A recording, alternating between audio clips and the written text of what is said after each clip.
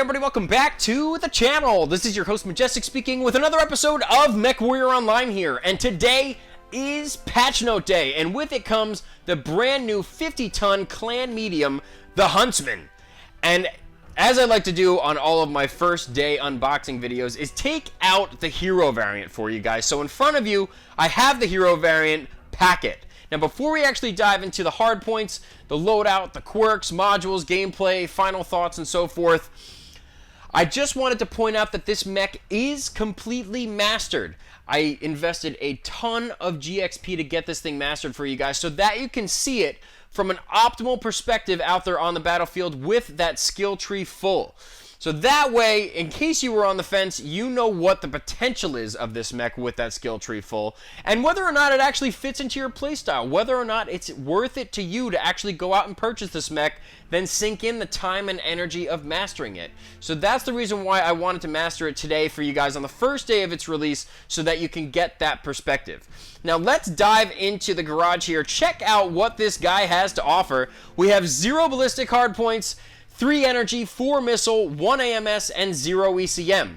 Now the Quirk Summary, there's only one quirk on here that applies to weapons, and that is missile velocity of 10%. So whether you're using SRMs or LRMs, that missile velocity quirk will apply. Now this is a clan omnimech, so you can actually switch out the components on this mech. You could use the B arms or the A torsos or something like that. But I kept this guy completely stock as Pakhet. I wanted you guys to see what you're getting fresh out of the box and what you can do with it. Now it does have a custom loadout. This is not the stock loadout, but I did keep the stock omnipods on there for you guys so that you'll know what you're getting fresh out of the box. And as you can see with those 4 missile hardpoints, I have 4 clan SRM6s with Artemis, and along with those 4 clan SRM6s, I have 5 tons of ammo to go with it. Now, out of those 3 energy hardpoints, I'm utilizing 2 of them with 2 medium pulse lasers in that right arm. So kind of consolidating and focusing that fire in, not utilizing the left arm. I use that strictly to manage my heat a little bit more. And I placed 5 external heat sinks on there on top of the 10 that are already packed into this thing. So run through of the stats really quick. 50 out of 50 tons being utilized, 77 out of 78 slots, 326 out of 338 armor. I took 4 armor hardpoints out of the head, 4 out of each leg. So that's where the armor is missing from. But other than that, this thing is completely full to the brim. I wanted to protect my heat sinks, and obviously I wanted to protect, my ammo and my weapons. So that's the reason why I wanted to make it even and balanced across the board, and that's it. That's how I decided to go about it. It's got a 1.31 heat management ratio, so definitely exceeds my minimum threshold of 1.2. So it is very heat efficient, and the dissipation is actually very good as well. 15 double heat sinks, as I mentioned, again, 10 internal, 5 that I placed on there externally. Now get this, even with that 1.31 heat management ratio and very good heat dissipation, this thing packs a 64-point alpha, ladies and gentlemen. This thing is nuts when you look at that firepower from that perspective. It's got an 87.1 kph max speed with the skill tree speed tweak quirked up and everything, and configured in this mech are the jump jets. So it's always going to have that jump distance of 52.7 meters. So as you can see, they are in gray. You cannot switch those out. But this is the build that I came up with on the first day of the release. Obviously, there's going to be some tinkering, some tampering with this guy as time goes on. But for today, this looked like a fantastic loadout, very heat efficient, fill out all of those tons, get great heat management and dissipation, and ultimately, as you guys know I love to do, is pack a serious alpha. 64 points, again, is what I'm packing if I fire everything off at once. But let's dive into the modules before we sink our teeth into a round of gameplay here. Advanced Seismic Sensor and Radar Deprivation are the 2 mech modules that I decided to go with. We have 250 meters of range. Again, this senses any kind of vibrations in the ground up to 250 meters, so I will know if anyone is coming near me. And the Radar Deprivation. Obviously, if I am skirmish, brawly, short to mid-range, I want to be able to dip in and dip out of cover as quickly as possible and be completely out of sight while doing so. As for the weapon modules that I placed on here, medium pulse laser cooldown and SRM 6 cooldown. Both level 5, that gives me a 12% bonus on the cooldown time. So this thing can fire off pretty quickly. Now, the reason why I decided to go with the cooldown and not like cooldown and range of one particular weapon is because, again, I gave myself a little bit of extra padding by having those 15 double heat sinks and the 1.31 heat management ratio. Coupling that with my 2 consumables, the Cool Shot 9x9 is definitely going to make this thing cool down pretty quickly, and then you can just keep firing off those salvos, which hopefully you will see in the round of gameplay. So, coupling with that Cool Shot 9x9, just an improved airstrike, again, just to help, if at all, to, you know, get my team into a better position, serve as a distraction to get the enemy team moving, maybe out of position and panicking a little bit. But that is the build. That is what I decided to place on this guy on the first day of its release. But now it is hunting season, ladies and gentlemen. It is time to hit the battlefield. So let's get into the queue and see what kind of chaos we can do.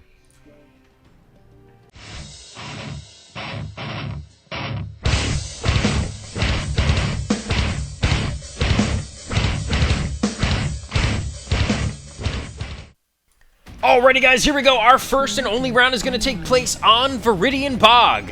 Now I have a sneaking suspicion this mech could actually do very, very well in this kind of scenario. Specifically because it is a shorter range map and we do have a lot of obstacles to hide behind if we want to dip into cover. But we're going to have to see how it pans out. As for now, we're just going to have to keep with the rest of the team, hopefully focus our fire. And again, we are playing domination game mode, so that is something that we're going to have to take into consideration. Definitely going to encourage a shorter range fight, especially if we have to keep someone in the center or at least be firing on an opponent in the center. I'm going to take the little, you know, out route here with the Hellbringer and hopefully head into the Delta 5, Charlie 5 quadrant there. But we'll have to see if there is anyone over there, because that is typically a pretty good hot spot for a lot of mechs that like to peer around the corner and just see what else is there before they actually make a commitment, relay the information back to the rest of their team, and usually get a sneak up on us. So we're going to have to hopefully play this tactfully and correctly. We're going to go around the side here in the Delta 5 quadrant, but we're going to be pretty careful about it. Slow down a little bit, just peer. Now I see I have a couple friends heading up on the plateau, so now I'm going to peer around this corner, and again, it looks pretty clear for right now. Not really sure where the enemy is. I see a couple blips on the screen headed more towards, you know, the Echo quadrants. But I guess we're going to have to see where they wind up heading. Echo 5 and Echo 6 look like they might have some action going on over there. And even around this corner, seemingly nothing, which is absolutely great for us, actually. And I thought I saw a shadow over here by the carcass. Curious to see if there is anything over there. There is nothing up on the platform either, which is very, very surprising. We're going to go behind the carcass here. I believe there is something behind here. Yes, it is a summoner, and we're just going to lay into him. Yeah, he was not paying attention. We got a full alpha into his back, so that's 64 points of damage. We're going to keep firing off these lasers. He's backing up. Oh, boy. And, of course, we're just going to keep firing in. And look at that heat management. We're dissipating below 50% already, which is fantastic. Getting ourselves into a better position to get another full alpha off. Firing off those missiles and the lasers. We're going to need some help, hopefully, and there comes a Cataphract. He's going to help us get some damage down on this Summoner and the Blackjack, and both of them will go down. Wow. Sorry, Mousestrife, I know you said not to film you dying or anything, but I didn't know that was going to be you. But in any case, we're going to peek our heads around here. Now that we have some support, we're kind of cutting them off. We're in the center of the radius that we need to be in order to capture this circle for domination. And we do have a mech coming down. It looks like, oh, a Griffin. And it looks like he is realizing exactly what kind of mistake he made. He's going back up the ramp, but he might get caught on some stuff here. Yeah, he gets caught on the tree branch. He's going to try and fly away, and we get the kill. And you can hear those pyramid war horns going off. Absolutely awesome sounding. Again, a lot of Egyptian kind of inspiration for this hero variant. Now we're going to have to help out. Even though we know there are mechs behind us, we have to seal off this flank, otherwise we will be screwed. So we're going to take off and take out this Timberwolf if we possibly can. He's running away from us, and we are getting cored up from our opponents. Let's hopefully dip back into cover. And no, he's got my back. Unfortunately, I'm cherry red in the back. We do have some tankiness in the front, but we're going to have to play this a little bit more reserved. And this Timberwolf is going to come after me. He's going to come after me. Alpha into the center torso, and he goes down, ladies and gents. Wow, this thing packs a serious punch right up close, and he was messing with me. I don't know why. He was pretty badly hurt. But we're going to scoot around and help out the rest of our team. I just have to watch my back. And this yeah, I'm trying to lead my targets there, and unfortunately I did clip my friend. We're going to have to watch our heat, and we have to continue to watch our back. That's the main thing, because we do not need anyone sneaking up behind us. Doing a couple circles here, because I know that there are enemy mechs that are in different locations around us. Oh, this Kodiak, he could easily take me down if he wants, and he's gonna peel some stuff off, but I'm not gonna let him get it too much. Oh, we get back into safety, and he is hurt.